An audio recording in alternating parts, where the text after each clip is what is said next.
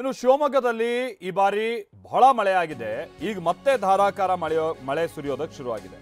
ವಿಷಯ ಅಂತ ಅಂದ್ರೆ ಮಾಣಿ ಜಲಾಶಯ 7 ವರ್ಷಗಳ ಬಳಿಕ ತುಂಬಿದೆ. ಹೊಸನಗರ ತಾಲೂಕಿನ ಮಾಣಿ ಜಲಾಶಯ ರಾಜ್ಯದ ಅತಿ ದೊಡ್ಡ ಜಲಾಶಯಗಳಲ್ಲೊಂದು. ಮಾಣಿ ಜಲಾಶಯ ಬಹಳ ವೈಡ್ ಆಗಿರುವಂತ ಕಾರಣಕ್ಕಾಗಿ ಅಲ್ಲಿ ನೀರು ತುಂಬೋದು ಅದೆಲ್ಲ ಬಹಳ ಕೆಲ ವರ್ಷಗಳಿಗೆ ಒಂದು ಮಾತ್ರ ಅಲ್ಲಿ ಸಂಭವಿಸುವಂತ ಸಂಗತಿ. ಸೊ ಈಗ 3 ಗೇಟನ್ನು ತೆರೆದು ಪಿಕಪ್ ಡ್ಯಾಮ್ಗೆ ನೀರನ್ನು ರಿಲೀಸ್ ಮಾಡಲಾಗ್ತಾ ಇದೆ. 1000 ಕ್ಯೂಸೆಕ್ ಅಷ್ಟು ನೀರನ್ನು ಈಗ ಆರಂಭಿಕ ಹಂತದಲ್ಲಿ ಬಿಡುಗಡೆ ಮಾಡಲಾಗ್ತಾ ಇದೆ. ಶರಾವತಿ ವಿಭಾಗದ ಮುಖ್ಯ ಅಭಿಯಂತರ ಮಾದೇಶ್ ಅವರಿಂದ ಈಗ ಮಾಣಿ ಜಲಾಶಯಕ್ಕೆ ಬಾಗಿನ ಅರ್ಪಿಸುವಂತ ಕಾರ್ಯ ಕೂಡ ಆಗಿದೆ ಅಂತ ಹೇಳಿ ತಿಳಿದು ಬರ್ತಾ ಇದೆ. ನೋಡ್ತಾ ಇದೀವಲ್ಲ ಮಾಣಿ ಜಲಾಶಯ, ನಾನು ಮೊದಲೇ ಹೇಳಿದಾಗೆ ತೀರಾ ಅಪರೂಪ ಮಾಣಿ ಜಲಾಶಯ ಭರ್ತಿಯಾಗೋದು. ಈ ಬಾರಿ 7 ವರ್ಷಗಳ ನಂತರದಲ್ಲಿ ಮತ್ತೆ ಭರ್ತಿಯಾಗಿದೆ ಅಂತ ಅಂದರೆ ಅದು ಈಗಲೇ ಸೆಪ್ಟೆಂಬರ್ 1 ಈ ಟೈಮ್ ಅಥವಾ ಸೆಪ್ಟೆಂಬರ್ 3, 4 ಅಥವಾ ಮೊದಲ ವೀಕಲ್ಲೇ ಇದೆಲ್ಲ ಭರ್ತಿಯಾಗಿದೆ ಅಂತಂದರೆ ಯಾವ ಪ್ರಮಾಣದಲ್ಲಿ ಆ ಭಾಗದಲ್ಲಿ ಮಳೆ ಸುರಿದಿರ್ಬೋದು. ಮತ್ತು ಅದರ ಅಕ್ಕಪಕ್ಕ ಇರುವಂಥ ಮಾಸ್ತಿಕಟ್ಟೆ, ಯಡೂರು, ಹುಲ್ಕಲ್ ಘಾಟಿ ಇದೆಲ್ಲ ರಾಜ್ಯದ ಅತಿ ಹೆಚ್ಚು ಮಳೆ ಬೀಳುವಂಥ ಪ್ರದೇಶಗಳಲ್ಲೊಂದು. ಸೊ ಈಗ ಕೂಡ ಆ ಭಾಗದಲ್ಲಿ ಭಾಳ ಮಳೆ ಆಗಿದೆ.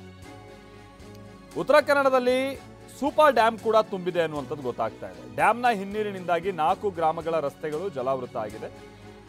ಬಜಾರ್ ಕೋಣಂಗ ವ್ಯಾಪ್ತಿಯ ಗ್ರಾಮಗಳ ಸಂಪರ್ಕ ಕೂಡ ಕಡಿತ ಆಗಿದೆ. ಜೊಯ್ಡಾ ತಾಲೂಕಿನ ಬಜಾರ್ ಕೋಣಂಗದಲ್ಲಿ ನಡೆದಿರುವಂಥ ನಾವು ನೋಡ್ಬೋದಾದಂಥ ಸನ್ನಿವೇಶ ಇದು. ರಸ್ತೆ ಮುಳುಗಿರುವಂಥ ಕಾರಣಕ್ಕಾಗಿ ಈಗ ಅಲ್ಲಿನ ಅಕ್ಕಪಕ್ಕದ ನಿವಾಸಿಗಳನ್ನೆಲ್ಲ ಬೋಟ್ಗಳ ಮುಖೇನವಾಗಿಯೇ ಒಂದು ಕಡೆಯಿಂದ ಮತ್ತೊಂದು ಕಡೆಗೆ ದಾಟಿಸ್ಬೇಕಾದಂಥ ಅನಿವಾರ್ಯತೆ ಬಂದಿದೆ.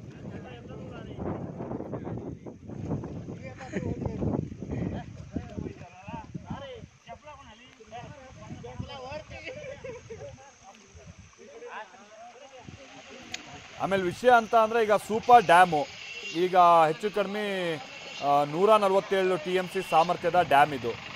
ಈಗ 128 TMC ಭರ್ತಿಯಾಗಿದೆ. ಗರಿಷ್ಠ ಮಟ್ಟ ತಲುಪುವವರೆಗೂ ಜಲಾಶಯದಿಂದ ನೀರು ಬಿಡಲ್ಲ ಅಂತೆ. ಸೊ ವಿದ್ಯುತ್ ಉತ್ಪಾದನೆಗೆ ಹಂತವಾಗಿ ನೀರನ್ನು ಆ ನಂತರದಲ್ಲಿ ಬಳಸ್ಕೊಳ್ಬೇಕು ಅನ್ನುವಂಥ ಉದ್ದೇಶ. ಸದ್ಯ ಗ್ರಾಮಗಳ ಸಂಪರ್ಕಕ್ಕಾಗಿ ಈಗ ದೋಣಿ ವ್ಯವಸ್ಥೆಯನ್ನು KPCL ಕಲ್ಪಿಸಿದೆ. ಬಜಾರ್ ಕೊಣಂಗ, ಕರಂಜೆ, ಧೂಮ್ದಾಳ ಗ್ರಾಮಗಳ ರಸ್ತೆ ಜಲಾವೃತ ಆಗಿದೆ.